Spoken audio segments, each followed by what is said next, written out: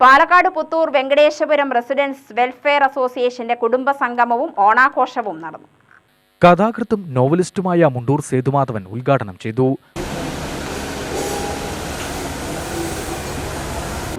ധാരാളം വായിക്കാനും ധാരാളം കാര്യങ്ങൾ ഉൾക്കൊള്ളാനും ഒക്കെ അന്ന് കിട്ടിയ അവസരം ആണ് കൃഷ്ണൻകുട്ടിയെ പോലെയും എന്നെ പോലെയുമുള്ള രണ്ട് എഴുത്തുകാരും ഉണ്ടാക്കിയത്. അത് സംശയമില്ലാത്ത കാര്യമാണ്.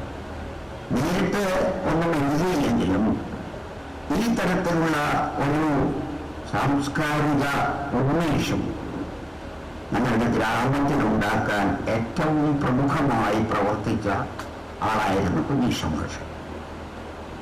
അങ്ങനെയാണ് അവരൊക്കെ ഒരു ഗ്രാമത്തിന്റെ ഒരു ജനതയുടെ ഒരു സ്വന്തമാവുക.